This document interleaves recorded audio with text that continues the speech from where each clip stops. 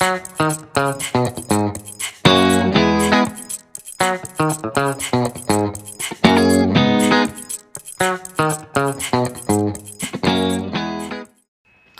morning, good evening, good afternoon. I am your host, Maddie Zarina Whitfield, and this is Captivating Conversations, authentic conversations to loving relationships. Happy New Year. It is 2017.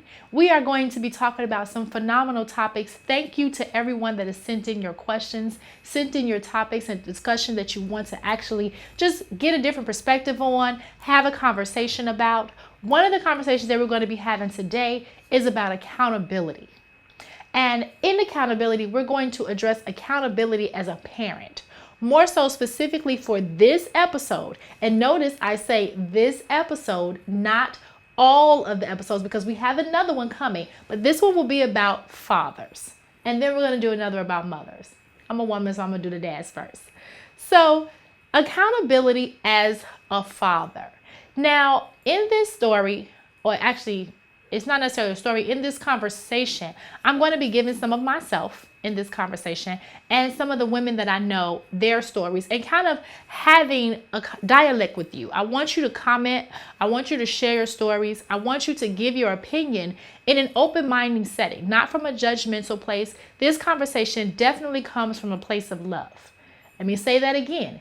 This conversation comes from a place of love. There's no judgment. There's no blame. There's just really wanting to get down to the bottom of our accountability as fathers.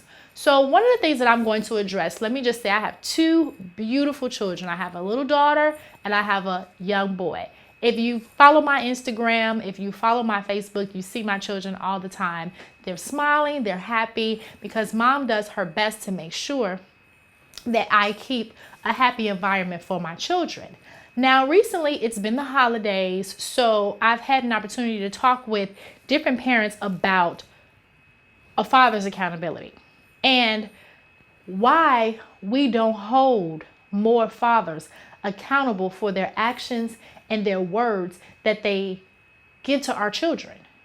Personally, I don't, or I didn't. And one of the reasons that I didn't was merely because I wasn't raised to. As a child of a single mother, shout out to my mom, you did a great job. But as a child of a single mother, I saw my mom just get it done. If something was missing, if something wasn't done, mom did it. And I saw my grandmother and my auntie and my other aunties and my great aunties, everybody from Chicago in our family just got it done. It didn't matter what the fathers did. The fathers would promise something and they wouldn't come through. And my mom, being the mom that she is, she would go and get it. She would go and do it. And not until I got older did I really realize that it was my mom doing some of the things that she said my dad did. Now, I don't have any judgment for my dad. I don't have any hurt or anger towards my dad. I've moved past that. And I'm in a very loving space with him today. But that relationship that my mother developed for me, of her protecting me or doing what she thought was protecting me and not holding my father accountable, just letting him slide with the things that his word said that he was going to do, pick me up, bring me here, take me there, just spending the quality time with me as his daughter. Those things, when she picked up the slack for him, she thought that she was doing me a favor. She thought that she was doing it in love. She was protecting her child. She was making sure her child was okay. And in one aspect, she absolutely was. But in another aspect, those disappointments and those hurts were still there. That turns into the adult that has those problems with their parents. That turned into, for me, the unavailability of men. So what that turned out and looked like was now, well, not now, but previously, I was attracting unavailable men. And not just unavailable in the physical sense, but mentally unavailable, emotionally unavailable. All of those different aspects of unavailability that stem from my childhood of my father not being available. Was it really the right decision to allow him to be unaccountable for his actions? Now, on one hand, as a parent, I've had the instance to whereas when people ask me, well, why aren't you accountable for your father? Why don't you hold him accountable? Why don't you do the whole child support thing? Let's talk child support. My children's fathers are not on child support. I believe that I didn't want to put the system in our business. I didn't want to put all of that because that's just negative. It's too much strife. It's too much tension. I'm a loving person, right? I'm a person that believes in positive vibes, right? So why would I go through all of that turmoil, right? Is it right? Is it really? Or can it be done from a place of love? Can it be done from a place of accountability? Because if a father is not accountable for his actions in his words, in his things that he says to his child, in spending the time with his child, well, children do cost money. They are people, right? So why not hold them financially accountable? Because as a mother, we can't check out. Some do, mind you, some do. So I hear all you fathers, well, some of y'all do. Yes, some mothers do, but the average mother does not. I think someone told me that 7 out of 10 children in our African American community are raised in single parent homes with no present father. That's amazingly ridiculous. 7 out of 10? I was one of those children. And my children are one of those children. Why? Why? I just really want to hear from some of the fathers of why somebody has to hold you accountable for your own flesh and blood. Why? Why do you have to be held accountable for something that you're supposed to be responsible for in a loving manner? Now, mind you, financially, things happen. I understand that. Things do happen. We get that. But time doesn't cost any money. It doesn't. Consistency doesn't cost any money. Love doesn't cost any money. Admiration doesn't cost any money. Values are priceless. Morals are priceless. What are we really teaching our children? Well, we're not accountable for our own word, but we want to punish our children for not being accountable for theirs. As a mother, I felt that, I'm doing my child a favor. I let her talk to her dad. I let him talk to his dad, and they make promises and things of that nature. And when they don't come through, hey, I'm going to just be honest and say your father didn't come through. But what does that really do to the internal part of a child? I had a very deep conversation with my son and some more kids. And I have a child who is very capable of communicating. He's been through some training already at the age of 11. I'm very proud of that. And he can communicate better than some adults. So we had the opportunity to really talk about his feelings behind a person not holding on and being responsible for their words. Women, let me tell you, children know. Children have feelings behind that. So when your child is just acting out, don't always just think that, they bad. They're not this, they're not that. You're just like your father.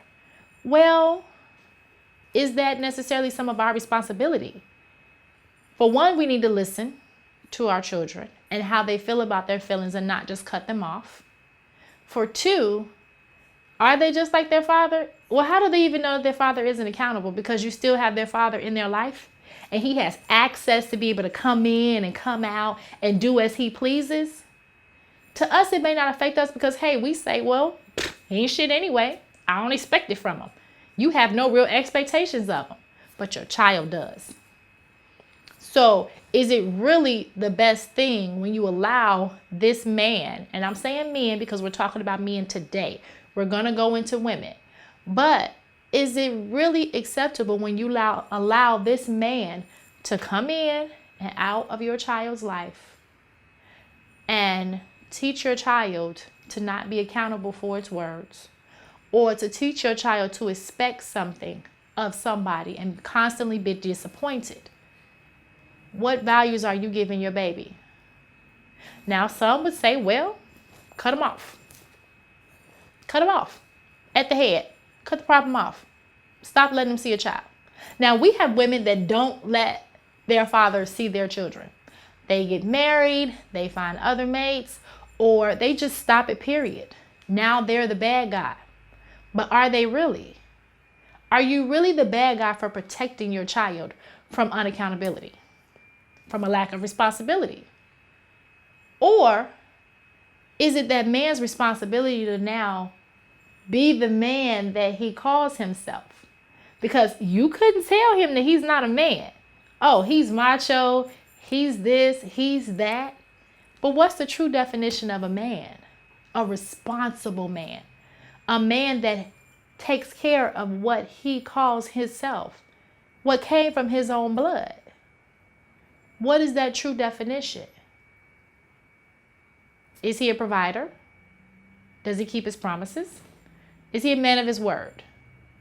If you have a son, what are you teaching him? Now, we have a lot of different scenarios with a bunch of different kids. I used to work with children. I work with children in a, what would you call it? In a bad school. Everybody was diagnosed with something. But most of it was oppositional defiance disorder. And they were just wanting attention. Most from single parent homes. Most from moms trying to do their best and make it happen. Fathers not being held accountable. Now, let me say this also.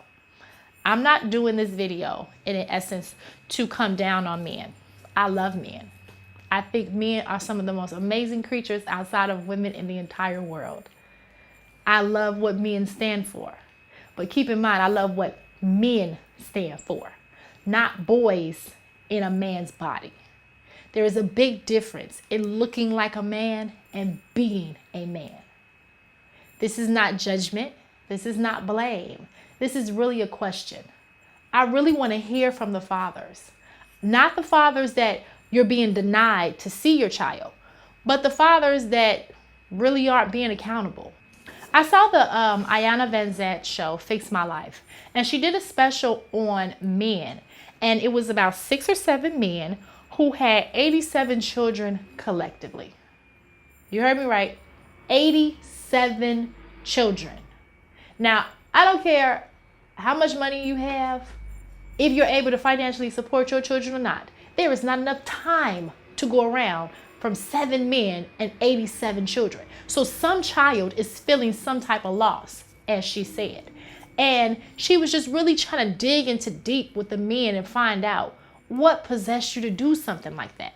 So I'm coming from a place of love to ask, what is it that can be done to help men be more accountable? What?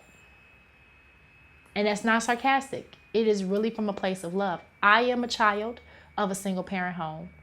I have children in a single parent home. And I see other children that are consistently doing this cycle. It's not stopping. It's actually getting worse to the point where people feel they don't even need a family. I don't want a family. I just want a child. That's ridiculous. You need a family. So help me get the word out, because I happen to call myself like a male ambassador.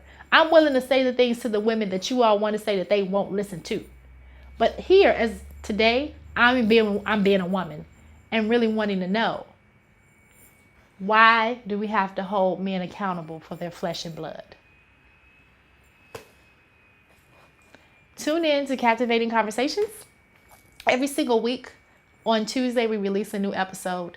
If you have a captivating question or a point that you would like to discuss, some things that you want to go over this year in 2017, men, you have something that you want to get to the ladies. Women, you have something you want to get to the men. Our entire goal here and our intention is to bridge the gap in communication so that we can authentically love each other more.